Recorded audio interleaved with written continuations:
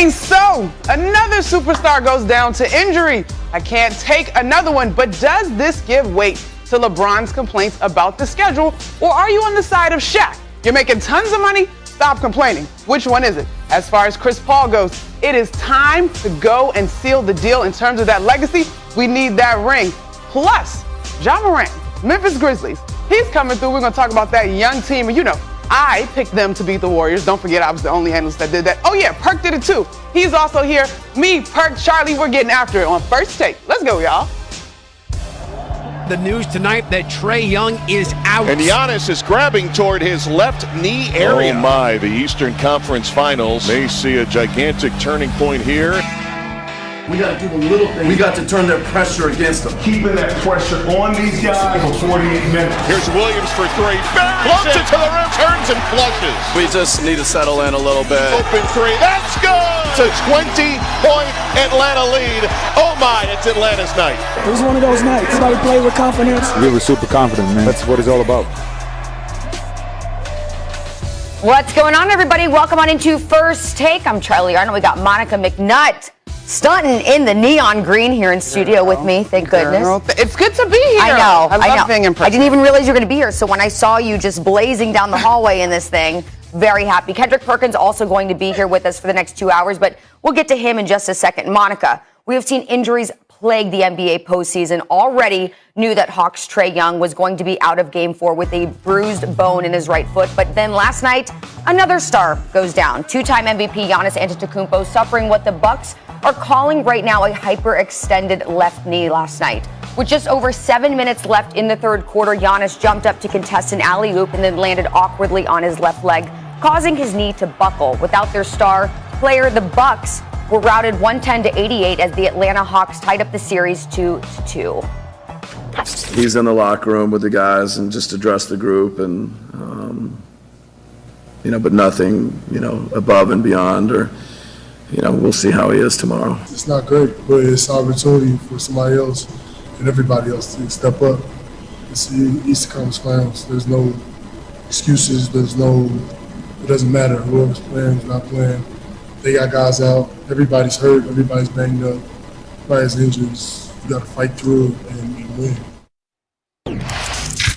It's really unfortunate. Giannis is going to undergo imaging today to determine the extent of his injury, but there is a good chance he could miss Game 5. So, Monica, which Buck is going to have to step up in Giannis' absence, should that be the case? Charlie, well, the honest answer is the entire unit has to step up. Anytime you lose a star, it is a replacement by collective. But I'm looking in particular at Drew Holiday and Lopez for me. When you look at the way things will shift, it now becomes Holiday as a playmaker and a scorer, and of course, Chris Middleton. To me, because the defense of the Hawks will no longer have to account for the way that Giannis feels the paint, and prior to his injury last night, we saw the way that they were forming that wall and protecting the paint. You're now going to need some of your role players to be in position to knock down shots when Middleton creates, when Holiday attacks. And so to me, that's Brook Lopez. We can go down the list, really. That also includes Connaughton, that includes Tucker, guys that are willing to hit shots when the defense can now adjust to send more than one body to either Holiday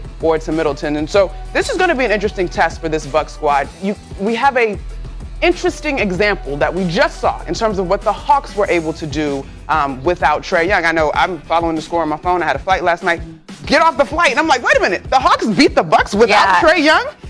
No one was expecting that. No one was expecting that. And so the idea that you still don't have a roster filled with NBA professionals, that's very dismissive of how talented these guys are. However, Giannis is a two-time MVP. He obviously is the head of the snake when it comes to this Bucks squad. They are a much better team with him than without him. But can they get a win? And hopefully he can get back on the floor. I do believe so. Okay, and Kendrick now here with us. So, Kendrick, what do you think? You know what? I just can't believe Monica is taking it so lightly to start the morning off and not addressing the issue like my saying. The numbers on the house. Here it is. Chris Middleton is getting paid. He has signed a contract for 5 years, $177 million, okay? Drew Holiday signed the extension for 5 years, $160.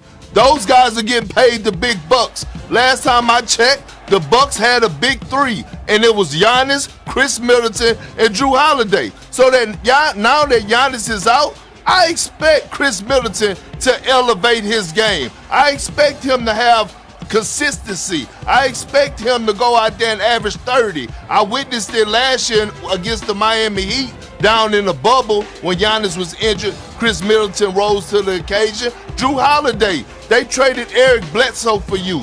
You're the common denominator. They gave you a contract extension. You were told this is the guy that's supposed to move the needle. Now that Giannis is hurt, I'm putting all the ownership on those two guys to elevate their game and get them past this Atlanta Hawks team, especially with an injured Trae Young. Good morning, Pat. Who you yelling at first thing in the morning? You yelling at me or you yelling about the situation? Well, first of all, I tried to talk to you earlier, but you couldn't hear me or you was ignoring me before the show started. Nah, don't get sassy this morning, okay? All right, listen. We agree in that they are the big three. Middleton and Holiday are obviously the other two healthy players, that make up that big three. But Perk, my thing is, if we trust that those guys are going to do what they're supposed to do, like you always say, it now becomes that much more important that the others are able to show up, because the defensive attention that Giannis garners can now be shifted to Middleton or Holiday, who do not have the overwhelming physical presence. So all I'm saying is when Middleton steps up, when Holiday steps up, the others have to be prepared to step up as well, whether that's on the glass, whether that's the defensive effort, and particularly on the offensive end, because they have to be legitimate scoring threats in order to create those lanes. Because those two, the other two of the big three, are not as overwhelming in the paint. That's all I'm saying. No, I agree with you. Look, and we have to realize that Brook Lopez is a guy that you could still go to on the low block. He's a guy that's capable of having 25 and 13 points in the game. He's still that good. But when I look at Chris Middleton and I look at Drew Holiday without Giannis, now all of a sudden some ownership has to go on Mike Budenholzer. He has to redraw up his playbook. He has to put those guys in position to be successful. He has to come to the table like Ty Lue did to Paul George. He had a meeting with Paul George and he said, you know what? When I go to the steakhouse, I don't want to just eat salad and appetizers. I want the filet. I want the corn creme brulee, whatever it's called. I want the sauteed spinach. I want the whole meal. So with that being said, at the end of the day, Monica, look, Chris Middleton and Drew Holiday, they're getting paid the big bucks. And when you get paid the big bucks, you got to deliver in great fashion. You're not wrong. You're not wrong. He's not wrong. Okay, look, ESPN's BPI gives the Milwaukee Bucks a 48% chance to win the NBA title if Giannis is healthy to play for them the rest of the way. Only a 23% chance should he not be able to play. So that's a big, drastic change in numbers there. So we wish Giannis the best. Hope to see him in Game 5. But let's look at the other side of things, because with Trae Young sidelined, the Bucks looked to Lou Williams. Months ago was considering retirement to fill the void, and he delivered. In his first playoff start of his career, he put up 21 points, 5 rebounds, and 8 assists, allowing the Hawks to never trail all game and tying the series up in a dominating fashion. So how about them Hawks, Lou? When Trae goes down, we still feel like we're confident in our abilities as players as well. Obviously, Trae is a major part of what we do, but we feel really good about the things that we bring to the table, and sometimes you got to band together and create success. And I think tonight was one of those nights where everybody played well, everybody chipped in a little more than usual, including myself, and we bridged that gap that Trae brings.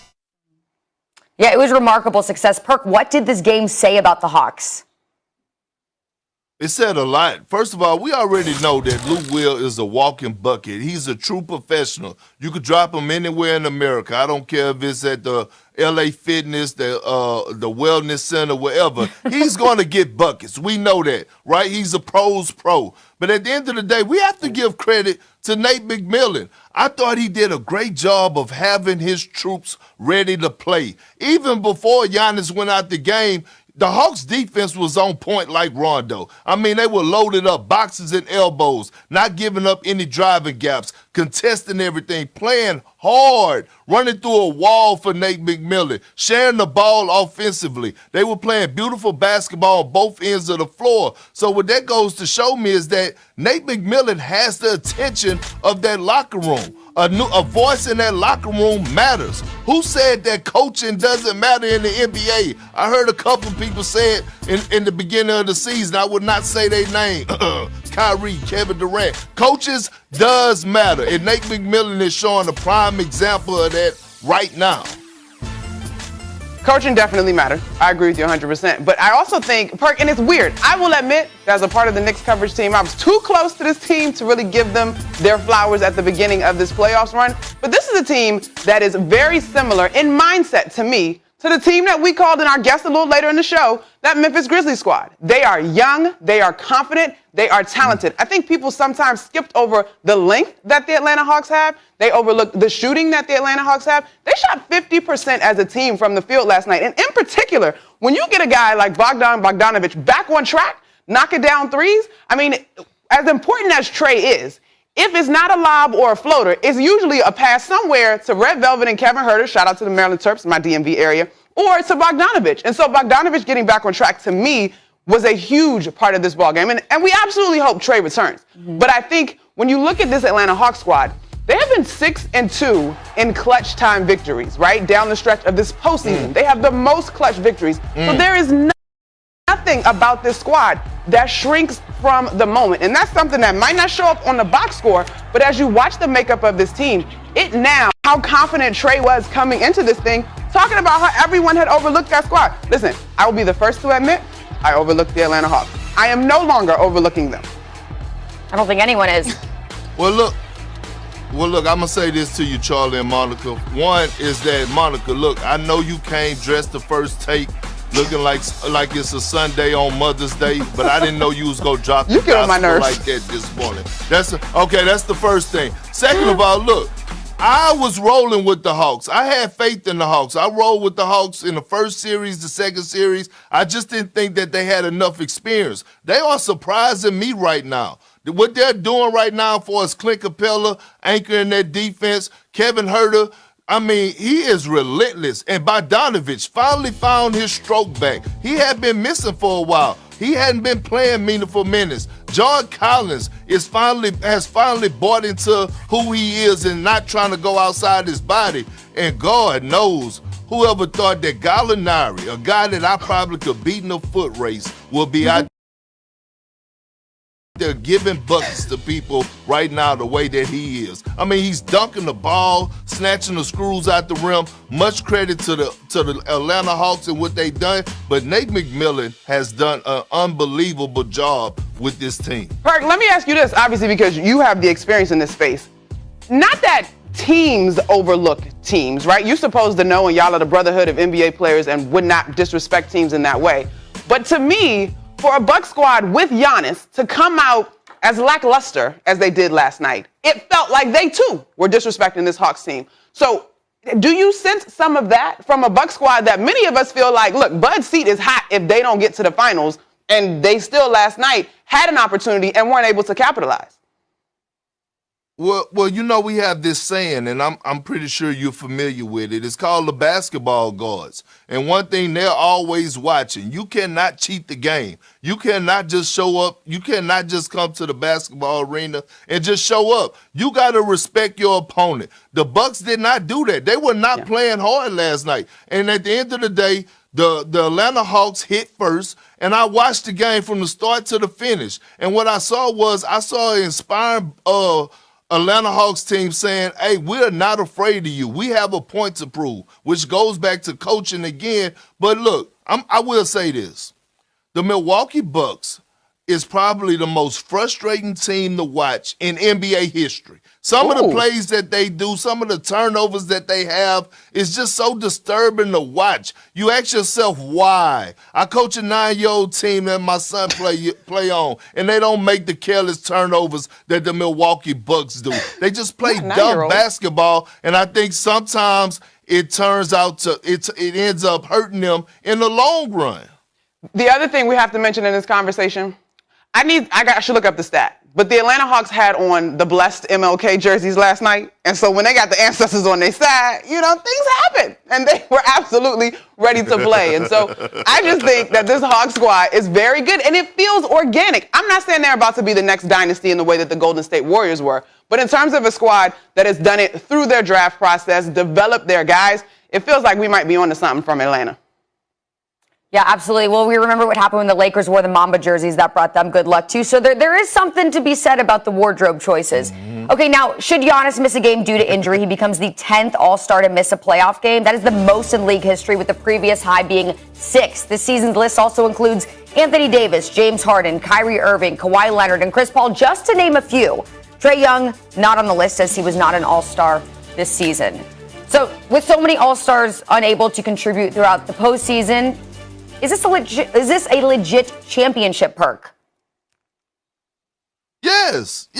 And look, injuries happen. You can go back and look through the history of the NBA. Injuries happen. The great Tim Duncan said you need a little bit of luck, right? And sometimes, unfortunately, that luck happens to be the opponents getting hurt. It happens in the NBA. It happens in the world of sports. So at the end of the day, no one could question this championship. We're seeing new faces. We're seeing guys rise to the occasion like DeAndre Ayton. We're watching the emergence of Devin Booker, Trae Young, Herder. Mm-hmm. We're watching all these guys have this platform and they're taking advantage of it and they're competing at the highest level. So, and Paul George has found himself again. So at the end of the day, yes, this championship is all the way legit to whoever wins it. I'm going to take y'all behind the veil just a little bit. This morning in our production meeting, when this question was posed, I legitimately was disturbed and confused. Why wouldn't it be legit? Well, I don't understand.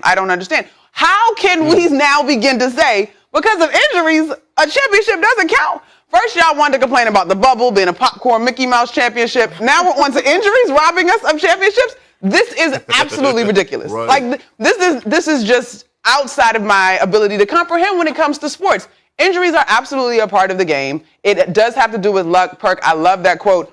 If you dismiss this championship because of injuries, then you should just relinquish your right to call yourself a sports fan, because this is part of the game. And I tell you one thing, none of those guys, if Chris Paul goes on to still win it, none of those guys that were injured would begrudge their team. No player is saying it doesn't count because of injuries. Now, a little later on, we're getting into some of the things that LeBron has to say. Does it cause us maybe to look at how things were done this year? I will give you that. But to say that this doesn't count, like what planet are you on? No, absolutely not. This counts. And we just saw a prime example of it last night. Superstar Trae Young was out, a guy who's probably averaging around 33 points in this series.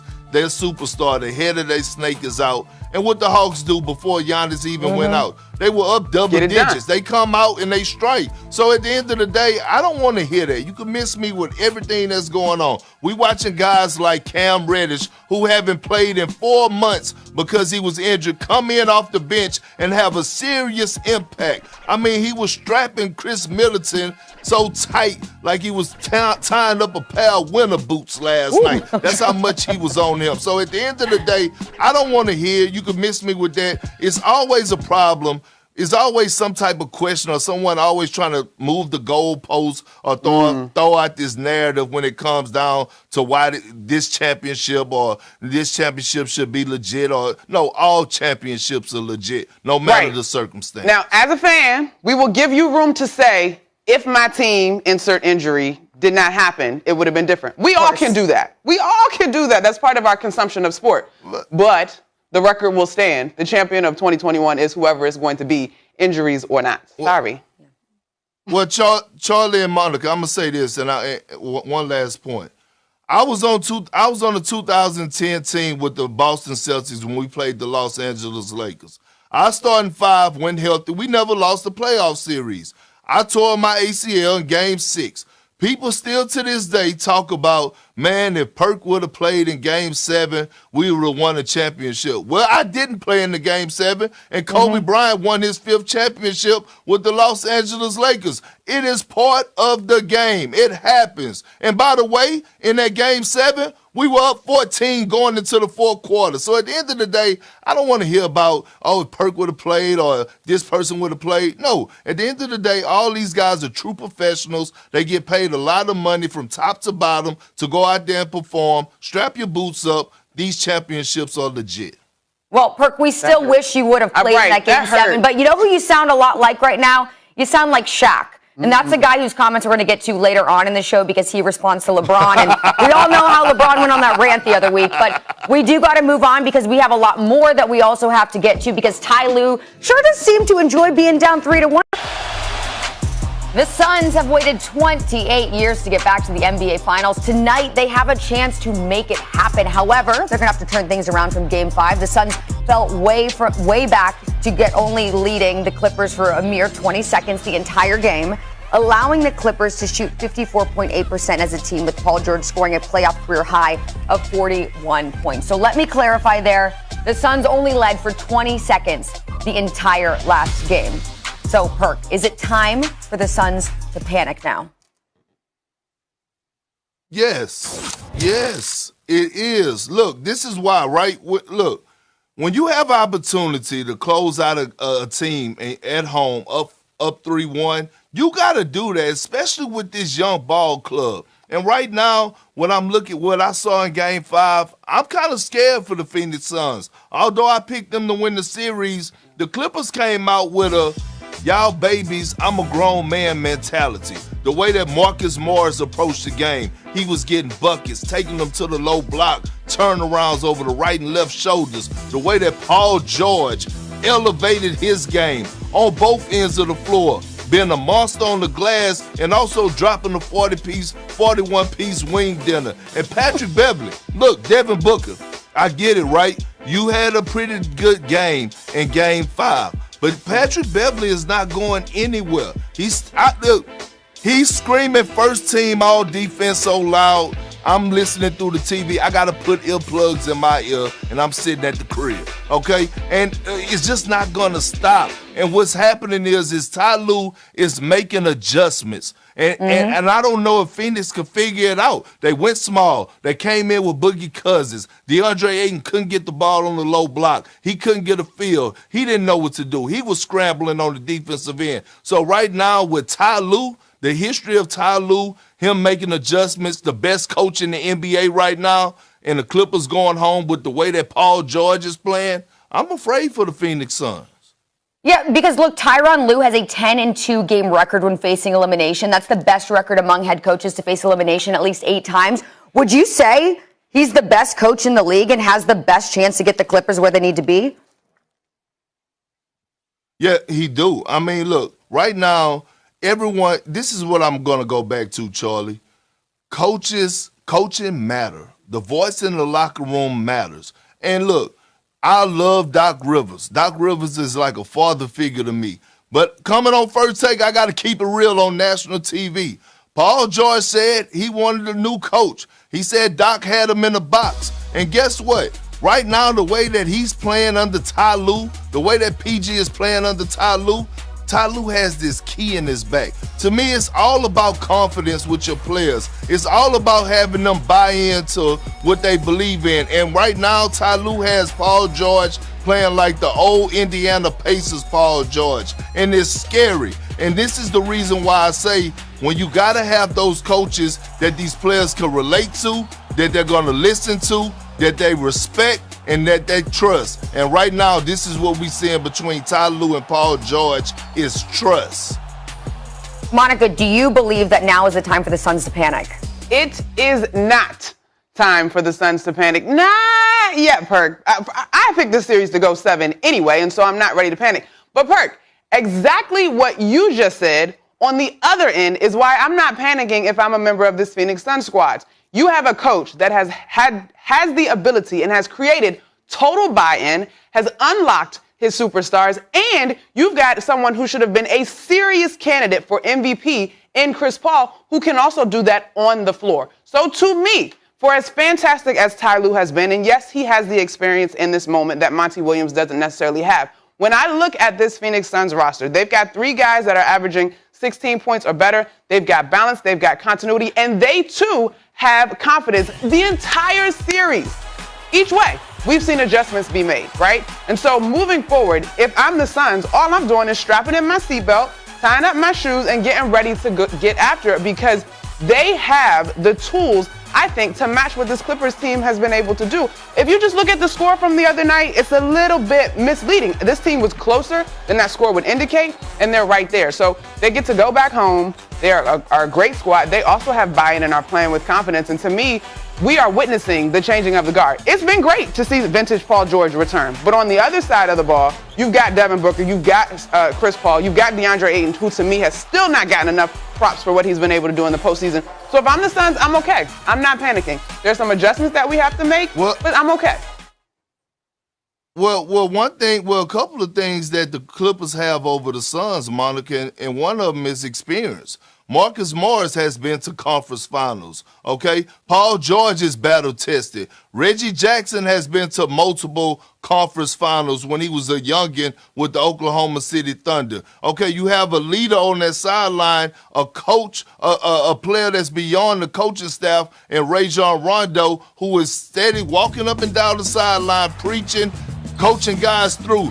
And right now what I'm seeing is that I'm looking at Chris Paul, and since he's come back off the COVID situation, he haven't looked the same. And the history tells us from listening to guys like Jason Tatum and guys that had COVID and had to come out of the COVID protocol, it took them a while to bounce back. And right now, I just don't see the same tenacity. I don't see the same energy. I don't see the same togetherness. Like right now, where the hell is Jay Crowder at? Okay? Jay Crowder has been a difference maker. He was a difference maker in the Denver Nuggets series. He's been a complete no-show on both ends of the floor. You know why? Because the Clippers have a bunch of rough riders. They have grown men over there that's not going to back down from them. And I still, right now, and I'm going to give you the floor, I don't see anyone that's going to stop Paul George or check Paul George the way that he's playing and the confidence that he has right now today. I really don't. The man averaging 31, 10, and 6 since Kawhi been out.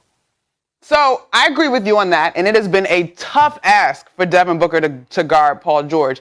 But I don't know that I'm concerned necessarily with stopping him so much as I have a guy on the other side who can match that firepower in Devin Booker if he can stay out of foul trouble and stop picking up them silly fouls 94 feet away from his rim. But I digress. I'm not willing to give it to the Clippers all on experience, though, Perk. I will be honest with you in that regard. As I look through this playoff run, and not just this series, experience hasn't necessarily been what we thought it was going to be. When you look at this Phoenix Suns squad, you know, I've been big on that clutch stat in terms of teams that were willing to show up in the moment. They have the best percentage in terms of clutch wins when we talk about teams that have had 2 or more in the postseason. And so, to me, yes, Jay Crowder has not been the signature Jay Crowder. Even Mikal Bridges yesterday didn't give me the same energy, or the other night, didn't give me the same energy that he started the series with. And there has been a tremendous difference between Cameron Payne running that point guard spot and Chris Paul in his return. However, I am still willing to bank on what you started this conversation with, and that is the ability of a coach to have his guys buy in completely. Is this going to look necessarily the same formula that we have used all season in terms of getting this done if you're the Phoenix Suns? It may not, but they trust Monty Williams. They can make the necessary adjustments. And while I agree that Paul George is on a heater, I am less concerned with that as much as I am Phoenix finding their rhythm again, which I think they can do in spots. I mean, we listened to Chris Paul talk about the way that they close quarters, right? They were right there. You're talking about a couple tweaks. You're talking about a couple stops in terms of slowing runs, and we're looking at a different score in terms of that ball game. So I don't think that is that far away. And if we're going to go to history, as you used for COVID, the Clippers are still shaking history that says they don't necessarily show up. Well, look, let me tell you this. They don't necessarily show up, and that was under a different coach. We're talking about Ty Lue, and Ty Lue is great at making adjustments. And you talk about Devin Booker with his silly fouls, right? No, they're not silly fouls. If you're watching the game, Monica, you know what's going on? They're picking on Devin Booker. They're finding him in mismatches, and they're attacking him. He's picking up fouls because he can't guard a parked car. And this is the same argument that I had with Stephen A. when he said that he was the second coming of Kobe Bryant. And I said, no, Pump your brakes on that because Kobe Bryant played both ends of the floor. He would not only give you buckets, but he will lock you up on the other end. So when I'm watching this series, same thing that happened when T. Lue was down 3-1 when he was part of one of the greatest championships of all time. You know what he did? He searched out Steph Curry. You know why? He said, no, you're going to guard. I'm going to make you spend some of this energy on the defensive end so you don't have all that energy on the offensive end to go back at me. I'm watching him do the same with Devin Booker. That is true. But there are also some silly ones swiping at the ball, 94 feet away from his basket, involved there. And I'm not going to say Devin can't guard a Perk. I do think that Devin has made some strides in his defensive prowess. He is not Kobe yet. Listen, the same things at the end of the day, I'm standing on it in terms of the Phoenix Suns having the opportunity to make some adjustments. Now, I will say this. If Paul George manages to pull this off and lead his team past this Phoenix Suns squad that I picked to go to the finals, then I will be the first to relinquish all of the, I won't call it hate, confusion surrounding Paul George and whether or not he shows up in big-time moments. Well, with that being said, Monica, listen, I picked the Suns to win this series as well, but I got to be a realist because I'm panicking right now. I'm not a Suns fan, but I picked them to win the series. You got to breathe. You got to breathe. I think we're okay.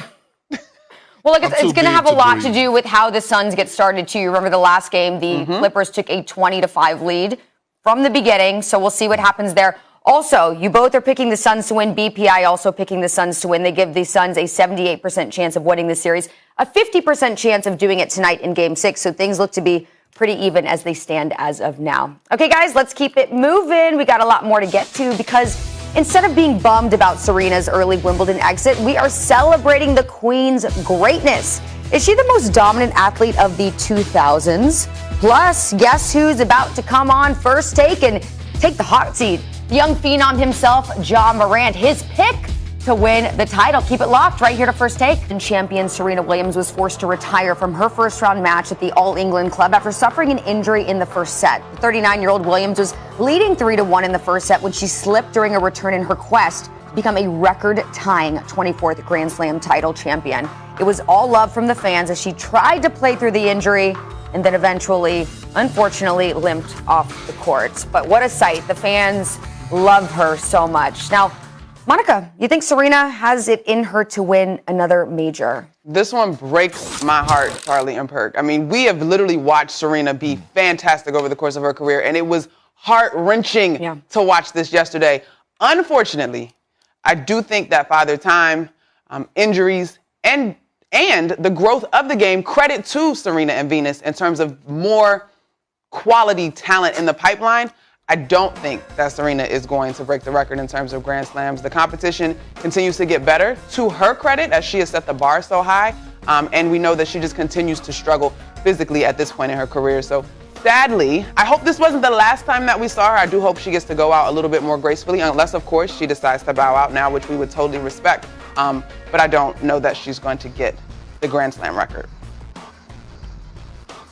Well, you know what? I'm going to go another route with it, okay? And far as praising Serena Williams today. And I'm going to say this. She could show up to every major tennis event and lose in the first round, have an early exit, and it don't even matter. You know why? Because she's one of the greatest athletes of all time. She's sitting up there on Mount Rushmore. So at the end of the day, what she did for tennis, what she did for the culture, is second to none. So I don't even care, right? It hurt my heart to see her go out the way she did because of injury. But at the end of the day, Serena Williams is already cemented what she did for tennis, for the culture. I just want to applaud her for it and give her flowers. Name another athlete that was in a Beyonce video, y'all. You can't? Okay, that is her greatness. Okay, so she's almost broken a record, 23 Grand Slam titles, been in a Beyonce video, nothing that this woman cannot do. Monica, is she the most dominant athlete of the 2000s? You know, we get great questions on First Take. Shout out to our producers. I went digging for some people that might be comparable, and I came up short.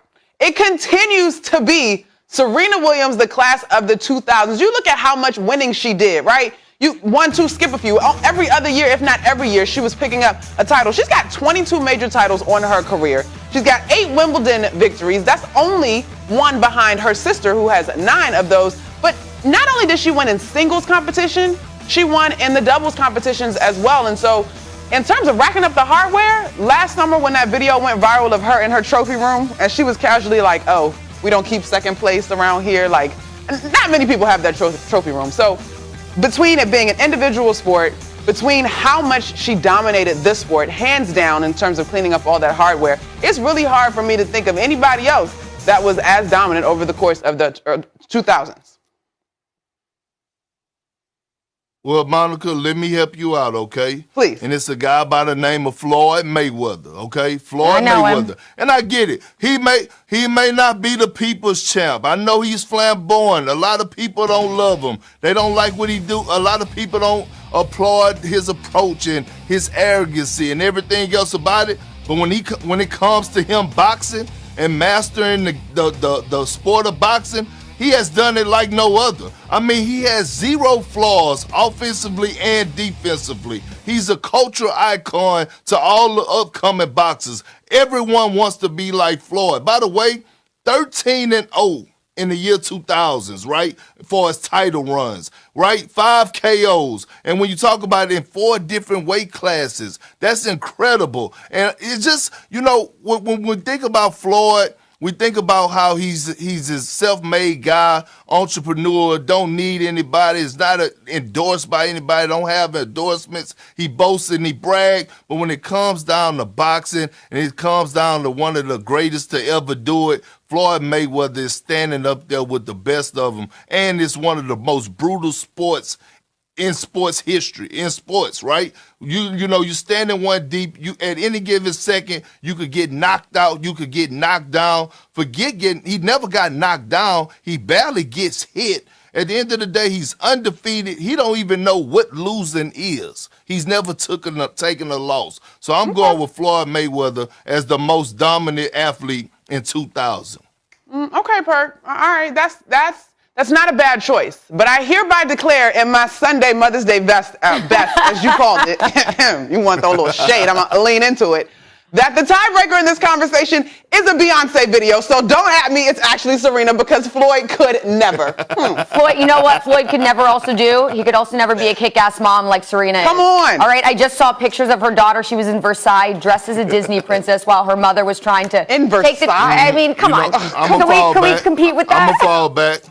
Yeah, no, I'm gonna fall back. I'm gonna fall back. I'm not. Y'all not about. That's right. Fall back. All right. Women dominate. Let's go. There it is. All right. Well, let's keep it moving right here on First Take because we got to get back to the NBA playoffs. With the Hawks have won last night's game. If Giannis hadn't gotten hurt, Monica and Perk debate the Hawks' unreal performance without Ice Trae. Plus, reacted probably the same way yesterday. The first assumption when Trae Young was announced out with Game 4 with a bruised right foot, that it would be smooth sailing for the Bucks, who were going for their 3rd straight win. But quite the contrary. Notwithstanding Giannis' 3rd quarter injury, the Hawks cruised the entire game, leading by as many as 25 points, going on to win 110-88 to tie this series up at 2.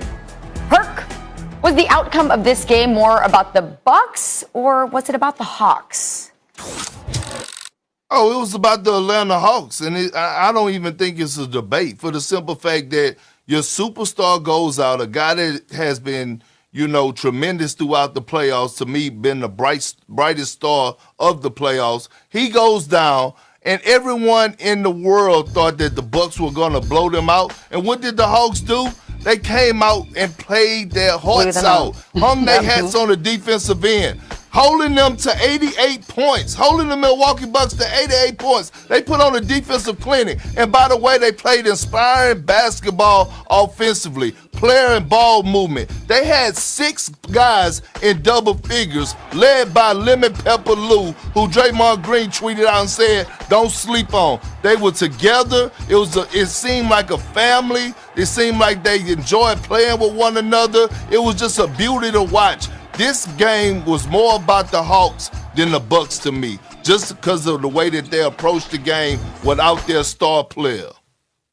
I got to figure out, This happens to me and my partner Kaz on our other show too, because I feel like we're thinking the same way, but we come up with the different answer. For all of those reasons, Perk, I feel like it's more about the Bucks not capitalizing in terms of being a team that we have high expectations from. They threw almost $400 million at Giannis and Drew Holiday. I didn't even mention the Middleton numbers. They are supposed to be the team that capitalizes in a moment in which the Atlanta Hawks are missing their star, and they didn't. And so for me, it is a glaring lack of focus. It becomes a commentary on this team's ability to be prepared for the moment and just how serious they are about the opportunity to go and win a national title. It also becomes a huge commentary on Bud, again, Coach Budenholzer, who I'm wondering, did you game plan for Trae and then Trae wasn't there and then y'all couldn't adjust in terms of the game plan? Like, I don't understand. Before Giannis got hurt, it looked like he got comfortable. He wasn't attacking the paint that he was in the previous victories in the course of this series. He looked like he was settling for that jumper a little bit more. I'm very confused by this Bucs squad. We know that this Atlanta Hawks team is good, and so for them not to be prepared to deal with them, I'm looking more at the Bucs because I know that Atlanta is a good team. Raz Godonwude also here with us. So, Raz, who do you think this game was about more? Was it the Hawks or the Bucs? Monica, you know you're my girl, but I got to go with Perk on this one. Okay. Okay. And game 4 was about the Hawks. First of all, you got to start at the top. You know, Nate McMillan had his team ready to play without Trae Young. They understood the assignment. Without their top playmaker, they had to move the ball. They had 26 assists in the game. They came out in that game. They were the aggressors on offense, on defense, and mentally. Then you look at the performance of Lou Williams, who, by the way, I was not surprised by anything he did on that court. Don't forget, against the 76ers, when the Hawks came back from being down 26 points, I think that was game 5, it was Lou Williams who was the catalyst there. So now Lou Williams comes in, he's in his first career playoff start, 21 points, I expect that from Lou. I'm like, I believe that he can do that. But it was the efficiency in which he played with that really impressed me, because you know Lou could put it up. He shot 7 for 9 from the field within the flow of the game. He had 8 assists, only 1 turnover. Very impressive. This was about the Hawks. I want to point out one more thing. Giannis's injury is significant, but it did not alter the momentum of that game. When he went down, the Hawks were down 10. Going into halftime, Giannis had already shot 3 air balls. Okay? The Hawks had set the tone in that game. Certainly his injury, depending on how serious it is significant for the rest of the series. But in game 4, that was not the game changer. The Hawks took game 4. Okay. I completely understand the logic that you guys are putting forward. I continue to lean on the team we thought. I mean, in a way, the Hawks have surprised us, although we know that they're good. The Bucs, man, they just weren't ready for the moment at all. And credit the Hawks. They absolutely capitalized. Lou certainly stepped in. Well, Monica, this is the thing. You're going to hurt your brain trying to figure out the Bucs because they're so, like I said before, they're confused. They're confused themselves. And watching them play, this is not just of game 4. This is how they play all the time, like careless basketball. But you know one guy I want to give a lot of credit to? He's not the superstar of the team, but he is the leader of this team. Clint Capella, absolutely. Right? He don't get enough recognition for what he brings to the table. And I'm not talking about grabbing rebounds, anchoring the defense, and blocking shots. I'm talking about the way he's leading. He's talking vocally he's talking vocal to the media. He's preaching about we're going to get this win. He's going out there and deliver. We have to remember Clint Capella is battle tested. Clint Capella went against that powerhouse team in the Golden State Warriors. He was in those moments in the trenches with James Harden. So Clint Capella, I just wanted to show you some love because your leadership skills have been have went unnoticed, and I just want to point it out to the world today. You have really been a true leader to this Hawks organization and this young team. He absolutely understands his role and is a star at it. I mean, upon him coming to the team, he really gave them a defensive mentality and presence. He comes in there, you don't need to run a play for him. He's going to go chase an offensive rebound. He's going to go and crash the glass. He's going to block shots. You know, we could be talking about his defensive side of the game more too. So absolutely, he is deserving of flowers and how his role has helped change the Hawks. I'm wondering if it's taking it too far because we're asking, is this about the Hawks or the Bucs? Is it taking it too far to say, has any of this playoff run for the Bucs been about the Bucs? You know, you look at the Nets series, it was very dictated storyline-wise about the injuries and KD and the shot he didn't make. You know, what I'm trying to say is with these Bucks, they are very talented. Any playoff run should be respected. But I wouldn't say I'm inspired by their run. I wouldn't say anything about it has been dominant or spectacular. It's just they're an interesting team. They do seem to lack that mentality, like that drive to really win and be that champion. You know, the mentality you need to become a champion, it does seem to be lacking. So, look, I think we can all agree on that one thing. But let's talk about Chris Paul, because this man has the mentality he needs. He is one win away from his first finals appearance of his 16-year NBA career. But he's been here before, guys. In 2018, his Houston Rockets were up 3-2 in the Western Conference Finals against the Golden State Warriors. And before the defending champions stormed back to win the final 2 games, Paul hobbled by a hamstring injury. So he knows what it's like. He's hoping it'll be different this time around. So, Perk, how much pressure is on CP3? It's a lot of pressure on CP3. And look, yesterday I said that, before Game 5, I said that his legacy was on the line, that if he win Game 5, it will cement him probably top 5, the number 3 spot of all-time greats as far as the point guard position. But right now, his legacy is on the line to get past this series because Chris Paul has a history of blowing 3-1 leads. So he better not blow this one because I believe that his legacy will take a hit. Being up 3-1 is going to feel like he has the jank. It's a lot of pressure on CP3 to close this series out. It's a lot riding on his legacy to close this series out. And I'm a big CP3 fan. I thought he should have won MVP this season. I've been applauding him. But at the end of the day, he got to get past this Clippers team.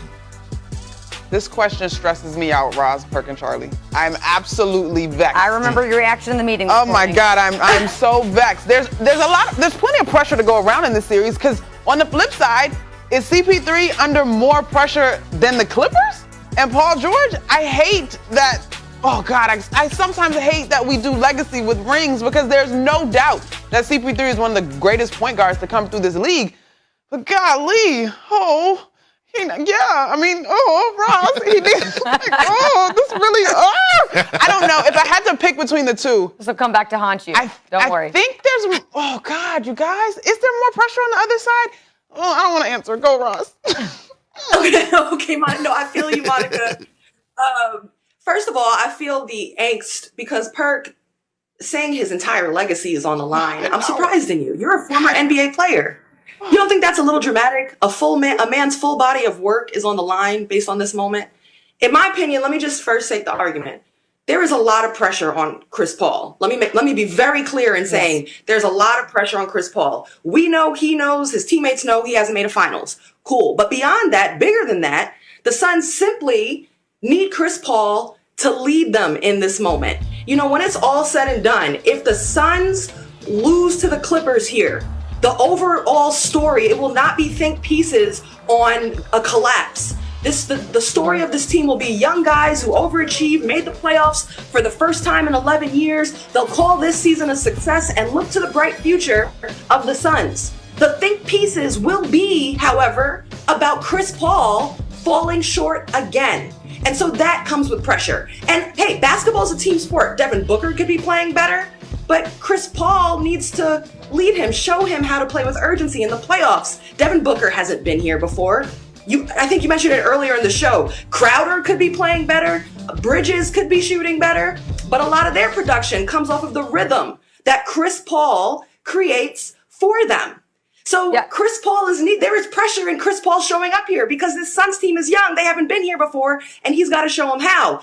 Don't forget, we gave Chris Paul so much credit for their wins over the Lakers and the Nuggets. Like, we credit him for Ayton coming into his own. We credit him for Booker. Anything good happened, we said, well, Chris Paul taught him. So if they fall short, there's got to be accountability for Chris Paul, too.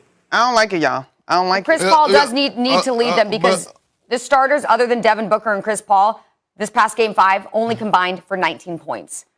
So a lot of the pressure does fall to CP3. My only thing, Roz and Perk, Charlie, real quick. My only thing is I somewhere, somehow, if it doesn't happen, it becomes, on the other side, Paul George shaking all that, whether you agree or disagree, he deserves all of the flack that he has caught. I feel like if the Phoenix Suns were playing, who could they, Dallas, I think, in this series, or if they were playing the Jazz, right, then it would be Chris Paul. But I just think on the other side, there is almost as much pressure, and so I hesitate to say, I definitely can't put his entire legacy. So, yeah, what is your response here? How much pressure? He's under pressure. He's under pressure. If I had to give it a percentage, he's under 80% of the pressure, right? But on the flip side, I think if this Clippers squad can pull it off, that to me will be just as big a story. And so, yes, Chris Paul is absolutely under pressure. Also because he's aging. Like, how many more chances is he going to get here? But I agree with Roz that this Suns team, in many ways, is ahead of schedule.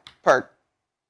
Well, look, they're ahead of schedule, but they're here, okay? They're here, and they took a 3-1 lead. 2 of those games were without Chris Paul. So with that being said, you have to go down to the history books of Chris Paul in the postseason. And I'm not saying it's entirely his fault, but you look at times when he played against the Oklahoma City Thunder when he was with the Clippers, and he had that mental lapse, and the Oklahoma City Thunder and Russell Westbrook went on to win the game within less than a minute, and the Clippers had control of the game. He blew another 3-1 lead. Like, at the end of the day, being up 3-1, we got to be fair. We criticized the hell out of the Los Angeles Clippers last year for blowing a 3-1 lead to a Denver Nuggets team. We will not let the Phoenix Suns off the hook, especially with them not having one of their best players in Kawhi Leonard.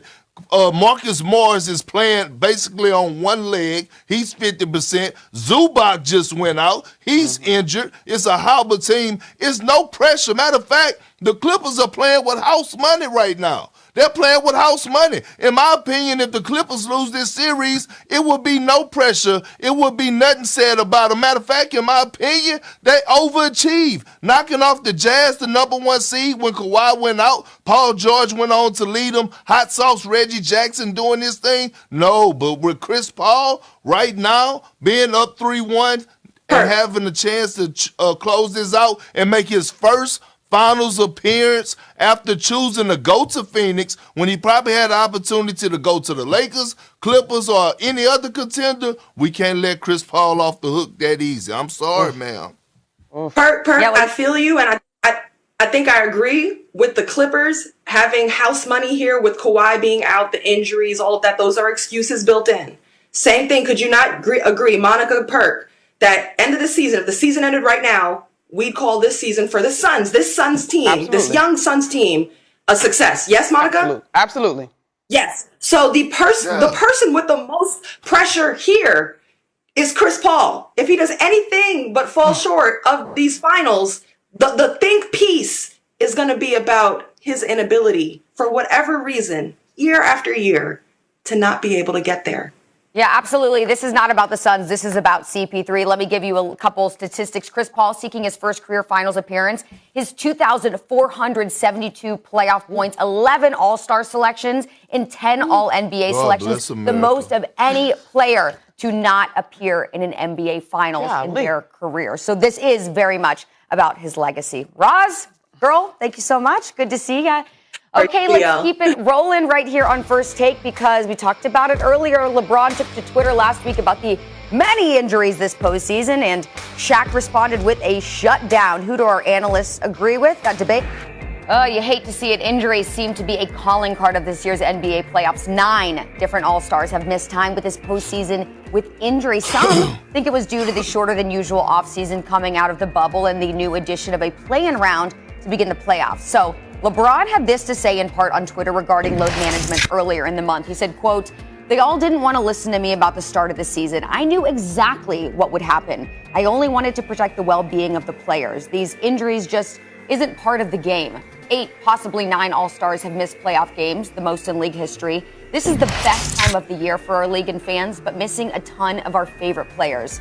I speak for the health of all of our players, and I hate to see this many injuries this time of year. Sorry, fans. Wish you guys were seeing all of your favorite guys right now." All right, well, in response to that, 4-time NBA champion Shaquille O'Neal recently said this, quote, "When you're living in a world where 40 million people have been laid off and I'm making $200 million, you won't get no complaining from me. I'd play back to back to back to back back. I'm not knocking what anybody said, but me personally, I don't complain and make excuses because real people are working their tail off. And all we got to do is train 2 hours a day and then play a game for 2 hours at night and make a lot of money. So my thought process is a little different. All right. Shaq coming back. So, Monica, do you agree or disagree with Shaq's comments? This is very interesting, you guys, Charlie and Kirk. I agree with Shaq's comments. As someone who does my best to lead a life in which I chase gratitude, always. That's my personal mantra. This girl has a million jobs, by the way. And I'm very grateful for all of them. However, I will say that gratefulness and gratitude does not mean that you do not expect, demand, or work toward better in terms of what you do. And we saw this very personally near and dear to my heart in the women's NCAA tournament this year, right? Yes, those women and those teams were thankful, all of college basketball for that matter, was thankful that we were able to get to an NCAA tournament, but that gratitude did not stop the women of the NCAA tournament, particularly Oregon Sedona Prince, from making a statement about how things can be better and things can improve. This is an interesting contrast from what Shaq is saying to what LeBron is saying, because if you listen to what LeBron wrote there, he's speaking on behalf of the league. And LeBron, is in a position of leadership, right? And so it's not necessarily him saying, I got hurt, although we could argue that I got hurt because of this condensed season and the shortened offseason, but he represents the league at large. And so I also understand that Shaq wrote in there personally how he handles things. And so I think there's room to be grateful and understand how blessed you are, but also know within your profession, there is still room to be better and to have a voice that represents the entire body of players, Ferg. Well, I'm going to say this. Shaq was right. You know, there's guys out here making $200 million. But guess what? What he left out was that's peanuts to what the owners are making. All right? And this is what it's all about. At the end of the day, it's all about the dollar. And did the NBA and the ownership group do a great job of putting these players in position health-wise? I don't think so. They didn't. Think about it. They rushed training camp to get to Christmas Day. Why? Because the Christmas Day games is so important for us money and revenue outside of the playoffs. And then all of a sudden, you know what? They told the players, hey, we're not going to have an all-star break because we have such a tight schedule and you guys are going to be playing games and COVID protocols and issues to that. Guess what? They reneged on their word. They had an all-star game. They had all-star weekend. So guys had to play. Look at the guys that are injured right now. These are the guys that are expected to step up every single night and give the fans what they want. Please the fans, give the fans entertainment, play a lot of minutes because fans pay their hard-earned money, and rightfully so. But at the end of the day, you have to make sure you protect your product. And by that, we knew that COVID was going to happen. We knew that it was going to be cancellation of games. So guess what? Guys had to do makeup games. Look at these playoffs. Usually in the Western Conference, sometimes you get 2 days in between games. It's not like that. Every other day you're playing. Every other day you're on a plane traveling. So guys are being injured. You have to get accustomed to the workload. And I really believe that the NBA, and I love Adam Silver, did a disservice to the entire body of the NBA players for us putting them in position, body and health-wise, to go out there and make sure that these guys were going to be okay. This is why we're seeing injuries. Now, did all the injuries happen, because of, how many games they played or not getting enough rest? Probably not, but majority of them did. We have the most in NBA history, so something telling me that something went wrong. So at the end of the day, I'm standing with the players on this. Yes, they're making $200, but guess what the NBA and the owners are making? They're making billions. So, Perk, this is my one question, and I have to ask you because obviously these are still numbers that I dream of, baby. Dreams do come true. Anyway, this season still had to be agreed upon. Am I correct in that? From the Players Association and the league? Yeah, but look, let's not be fooled, okay? Don't let the people sit up here and tell you that the sky is green and the grass is blue, Monica. You know better than that. Yeah, it has to be agreed upon. I get that. But at the end of the day, We already know with this CBA that the owners are still in control. At the end of the day, listen, at the end of the day, they know that players need that money. They need their money. And I'm not talking about the guys that make $200 million. I'm talking about the guys that are on the lower tier, guys that are on rookie deals, guys that are on veteran minimums, or guys that are not making as much, equipment managers. They know that these guys need that money, so they hold their feet to the fire and say, hey, either we're going to do this, or did you know it's an agreement in there that at any given time, if the players don't want to kind of interact or compromise with the ownership group, that they could rip the CBA up because of the pandemic? And guess what? Who does that hurt? Not the ownership group that owns hundreds of millions of dollars. Okay. Steve Ballmer's on the sideline grabbing people's necks while they're screaming and hollering. I get it. Because he's the richest person in the world. I get it. This is big time money, but it is the same kind of dynamic between employee and employer. And I understand that. But all I'm saying is, just like I can't be naive to where the power is actually being wielded, I don't know that we can be naive, because I'm pretty sure that all the players through the league, somebody, as we seen, because we got here, agreed that this was the best opportunity. Now, was it a perfect scenario? Absolutely not. Absolutely not. It was not perfect, but it is layered. Let's go with that, because I don't think it's as simple as the owners was about to rip up the CBA, because players know they needed to get paid as well. And this season, the other part we got to acknowledge, and we cannot ever skip over this part in terms of world history, the pandemic put pressure on all of us and everything that we do. So many people across the globe had to compromise what they were accustomed to in order to make it work. And that includes these NBA players. And so,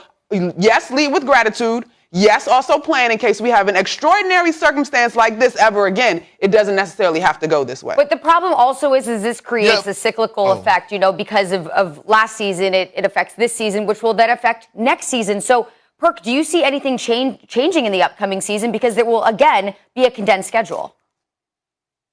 I don't know, because now they're talking about having a certain type of play-in tournament, another tournament inside of the season. And this is what I'm saying. I'm not disagreeing with you, Monica, to your point. What I'm saying is that have 50 games, you know what I mean, if you're going to start the season early. Because the players were under the impression that the season was going to start in like January. All of a sudden, they get within a month, they say, oh, you have to report to training camp. We're going to hurry up and start like the middle of December so that we can have Christmas Day games. That's not fair, knowing that they're coming off a short NBA season. That's all I'm saying.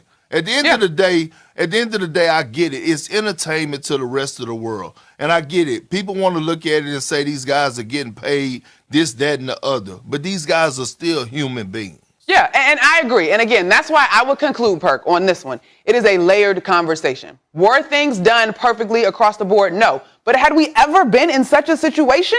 Coming off the bubble season, a condensed season, the responsibilities of the league to the players and all the money involved? We had never been in this situation. So all parties, in my mind, need to give one another a little bit of grace. You can be very grateful that we got this season in. And like I said, if we should ever, knock on all the wood, say your prayers, cross your fingers, cross your toes, ever experience such a situation as this again, have better foresight in the planning. All right, well, we've talked about it already. 9 All-Stars have missed playoff games. That's the most in league history. Joel Embiid being one of those. One of the reasons the 76ers bounced from the postseason. Another one of the